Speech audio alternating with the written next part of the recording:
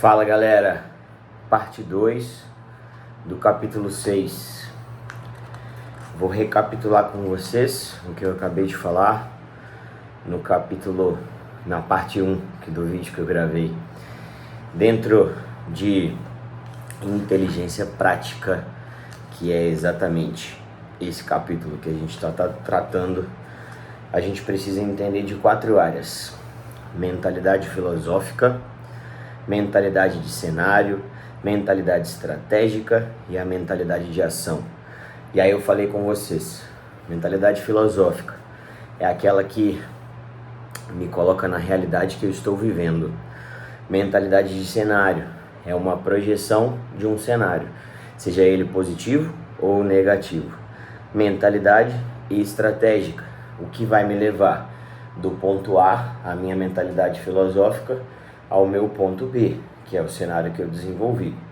E aí, de fato, a estratégia vem em seguida da ação, que é a mentalidade que eu preciso entender, que eu preciso fazer para chegar do ponto A ao ponto B.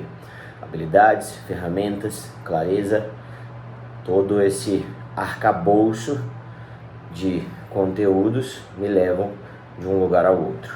Então, a gente falou basicamente na primeira parte de tudo isso e como isso representa, e eu falei com vocês da mentalidade filosófica. E aí eu terminei o vídeo falando que mentalidade filosófica para mim então é clareza. Clareza, para que eu tenha, eu preciso fazer perguntas. Então, onde eu estou, o que eu estou fazendo da minha vida, aonde eu me encontro hoje, determina o meu ponto A e me traz clareza da minha realidade, da verdade. E aí lembra, eu já falo isso com vocês algumas vezes e é mais importante do que nunca falar isso de novo. A verdade liberta, porque se eu sei aonde eu estou e eu consigo visualizar isso de maneira real, eu consigo mudar. Senão, impossível. Mais maturidade e menos emoção na hora de tomar as nossas decisões e fazer as nossas coisas. Parte 2. A gente começa falando sobre a mentalidade de cenário.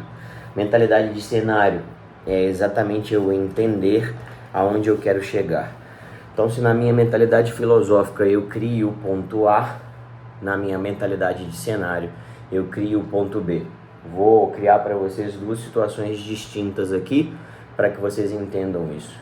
Se na minha mentalidade filosófica hoje eu entendo que eu estou acima do meu peso e eu preciso emagrecer, eu começo a enxergar todas as variáveis que estão me deixando nesse lugar.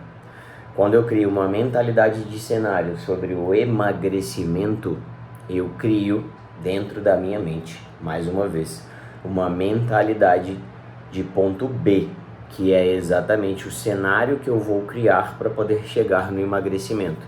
E quando eu faço isso, eu consigo ir para a próxima mentalidade, que são as estratégias que vão me levar até lá. E eu estou falando disso para uma coisa positiva, emagrecimento, mas isso serve também para o negativo. Então olha só esse exemplo que legal.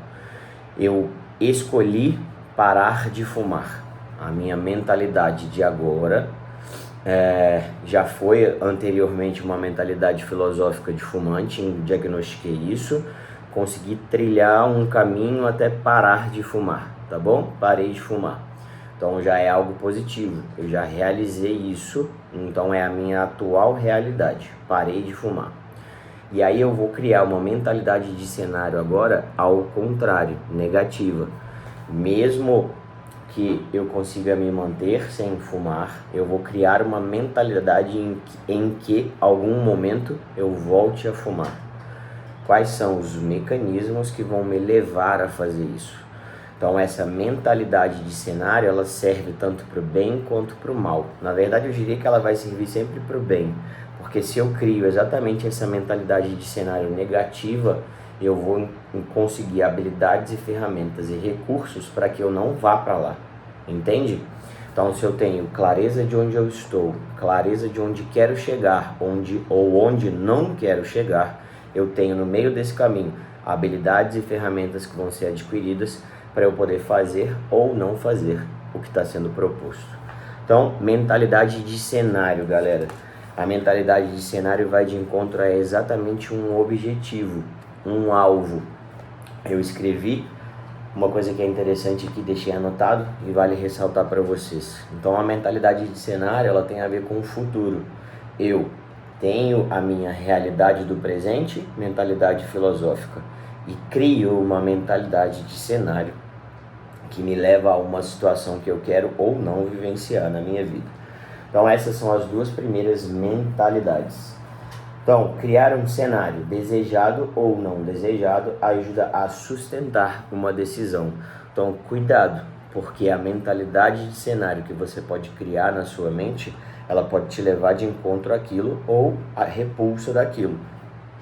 Saibam trabalhar essas duas coisas. Então, até agora, dentro da inteligência prática, a gente falou de duas mentalidades, filosófica e de cenário. Agora, a gente começa a falar da mentalidade de estratégia. Mentalidade de estratégia nada mais é do que você pegar o cenário... Mentira, vamos falar do jeito certo, senão vocês vão se confundir. Então, a mentalidade estratégica nada mais é do que pegar o meu ponto A, mentalidade filosófica, pegar o meu ponto B, mentalidade de cenário, e diagnosticar o que eu preciso fazer para sair do ponto A e ir de encontro ao ponto B. Então, olha só, a mentalidade filosófica e a de cenário, né? A gente já entendeu, então, que o primeiro nos dá uma compreensão clara de onde estamos, clareza. Façam mais perguntas e isso se torna cada vez mais claro. E o segundo, para onde de fato queremos ir. Então, se a gente entende que a minha mentalidade filosófica é a minha situação real, eu tenho o meu ponto A. E se a gente entende que a minha mentalidade de cenário é a minha situação ideal, eu tenho um ponto B. Onde estou, onde quero chegar. Eu preciso disso para que eu me desenvolva. E eu acho muito legal, porque se vocês fizerem uma análise do que é um ponto A e um ponto B, para eu poder me deslocar até ele, eu preciso exatamente do que eu acabei de falar, de deslocamento. E não existe deslocamento sem ação. E essas duas últimas mentalidades vêm justamente combinando isso. Então, se eu falo que a mentalidade estratégica é uma mentalidade que me leva do ponto A ao ponto B, eu consigo entender sobre isso. E aí eu volto lá atrás, na questão do hiperfoco e na gestão das suas... como ele chama? Dos seus recursos. Isso é muito legal, porque se eu entendo onde estou, entendo aonde quero chegar, eu consigo trabalhar o hiperfoco no meio desse caminho, fazendo a gestão dos meus recursos. Lembra quais são esses recursos? Vou recordar para vocês: tempo, energia, capital e relações sociais. Lembra que no capital não é só capital financeiro, é o capital intelectual também. Isso faz muita diferença para a gente entender. E tudo isso precisa, obrigatoriamente, de um prazo para que aconteça. Senão, é simplesmente vago e eu não coloco em prática o que eu estou fazendo. E o poder, de fato, da ação é que vai fazer diferença nesse desenvolvimento dessa inteligência prática. Não chame inteligência prática se fosse para você ficar parado no mesmo lugar, tá bem? Então, tempo, energia, relações, capital, tanto intelectual quanto financeiro. Isso combinando esses 4 recursos, ou 5, se a gente pegar o intelectual e o financeiro e subdividir, a gente tem no meio uma interseção que se chama prioridades. Então, se eu pego todos os meus recursos e canalizo para que eu vá de encontro ao ponto B, eu tenho uma prioridade na minha vida. Definindo uma prioridade, eu consigo ter o hiperfoco. Tendo o hiperfoco, eu consigo ter melhores resultados. E eu consigo romper do ponto A para o ponto B. Mais uma vez, tudo que eu estou lendo aqui me leva para os 5 pontos que eu falo com vocês. E isso é uma constante em tudo que eu venho lendo a nível de desenvolvimento físico, mental, pessoal, financeiro, o que você quiser, tá bom? Comece a sua mudança pelo ambiente. Ambiente, mais uma vez, vou falar com vocês, não está relacionado a algo físico. Eu tenho vários ambientes dentro dessa palavra ambiente. Então, o que eu faço todas as manhãs estudando é estar em um ambiente diferente do que eu poderia estar no mesmo lugar na minha casa, mexendo no telefone. Isso de mudar o meu ambiente, ou seja, mudar o meu comportamento, me leva a novos conhecimentos, novas ideias, novas ações, novos resultados. Se eu quero sair do ponto A, procrastinar e chegar no ponto B, eu tenho que fazer algo diferente do que eu venho fazendo. Tá bom? Então vamos lá. De novo, lembrem dos recursos: tempo, energia, capital e relações. Capital, essa parte para mim é muito fixa na cabeça. Capital intelectual e capital financeiro. Os dois fazem diferença. E aí, por que eu estou falando isso? É muito importante que a gente entenda que a criação de uma estratégia sempre precisa levar em conta dois fatores. O primeiro é a prioridade e o segundo é a estrutura dos seus recursos em torno dessa prioridade. Então, se eu consigo definir uma prioridade, e essa é a primeira parte, depois eu preciso estruturar os meus recursos, tempo, energia, capital e relações em torno dessa prioridade. Percebem? Enquanto uma coisa está ligada à outra, de nada adianta eu identificar uma prioridade se eu não pegar tudo o que eu tenho de recursos e focalizar na prioridade. Tampouco eu vou conseguir resolver essa prioridade e de fato usar ela como algo prioritário na minha vida. Então, onde você está investindo o seu tempo, energia, capital e relações sociais? O que vocês têm feito da vida de vocês? Fica o questionamento. E aí vamos continuando, porque esse capítulo é bem legal. Então, mas as pessoas que se destacam costumam estabelecer em sua carreira, costumam estabelecer a sua carreira sobre uma habilidade natural. Não adianta a gente querer fazer algo que não é natural nosso. É forçar algo que não vai acontecer. Então, quando a gente está falando de progresso a nível de trabalho ou de alguma situação, né?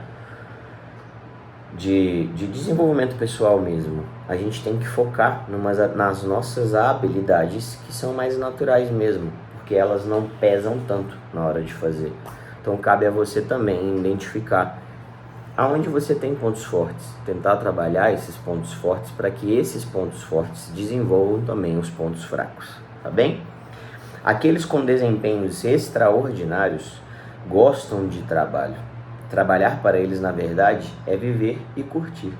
Quase sempre somos induzidos a apreciar o que é bom e a rejeitar o que é ruim, a elogiar aquilo que nos agrada e a reclamar daquilo que nos desagrada. São as nossas desculpinhas, né? Então, se eu entendo de algo, de algum assunto e eu gosto muito dele, que eu desenvolva muito essa habilidade, porque essa parte positiva da minha vida acaba impactando de uma maneira positiva também as negativas. Galera, no final do capítulo, para que a gente entenda de uma vez por todas sobre essa inteligência prática, eu vou revisitar com vocês todos esses pontos que a gente falou. Mentalidade filosófica são mais perguntas que trazem clareza. Mentalidade de cenário é onde quero chegar. Mentalidade de cenário é para onde eu tô indo. E é isso, tá bom? Fiquem com isso. Então, mentalidade filosófica são os porquês, mentalidade de cenário são os ondes, mentalidade estratégica são os comos. O que eu vou fazer para sair de onde estou e chegar aonde quero.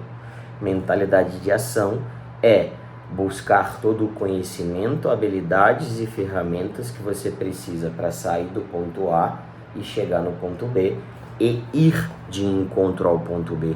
Mentalidade de ação. Ninguém conseguiu nada diferente do que tem hoje sem movimento. A vida exige movimento, a vida exige fluidez. De nada adianta a água parada. Lembra do intelecto do tolo? Vira um poço, e a água parada, inclusive, é suscetível a doenças. Uma água corrente não é. O pensamento e a inteligência precisa de movimento. O que vocês têm feito com tudo que vocês carregam de bagagem intelectual que eu dou para vocês, que vocês buscam de outras maneiras? Reflitam sobre isso, galera. Parado, ninguém vai conseguir nada diferente do que já tem. Para eu fechar, tá bem? Eu vou ler a parte final, que aí ele conclui essa parte e eu achei muito legal. Se você analisar os demais exemplos que vimos até aqui, notará que os 4 elementos que compõem a inteligência prática estão presentes em todos. Se você analisar qualquer situação de progresso de um ponto ao outro, todas essas 4 mentalidades precisaram acontecer. Então você entende aonde está, você visualiza aonde quer chegar, você cria estratégias para sair do ponto A e chegar no ponto B e as executa. Só assim funciona. E quando falamos que ela é um tipo de conhecimento voltado para a ação,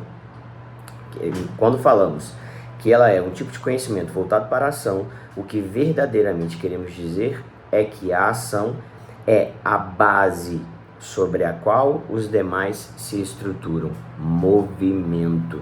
Movimentem-se, galera. Tanto a mentalidade filosófica quanto a mentalidade de cenário e a mentalidade de estratégia dependem da ação. Percebe? Então, eu tenho clareza, eu visualizo onde quero chegar, eu traço as estratégias, mas de nada adianta eu fazer os 3 se eu não me movimentar. Então, a pergunta, portanto, é: o que faz com que algumas pessoas sejam orientadas para a ação e outras não? Essa é a grande dúvida e o próximo capítulo fala exatamente sobre esse questionamento. É o que veremos de fato no próximo capítulo, tá bom? E aí só um spoilerzinho. O próximo capítulo, que é o capítulo 7, chama o equívoco de Aristóteles. Galera, Deus abençoe a vida de vocês. Que vocês entendam um pouco mais sobre ter clareza de onde estão, sobre onde querem chegar. Comecem a adotar estratégias para que vocês tenham de fato um método para poder atingir os seus melhores resultados e objetivos. E na próxima aulinha aí de vídeo que eu faço para vocês, a gente fala desse poder da ação ou da procrastinação, pelo que eu acabei de entender. Valeu, galera!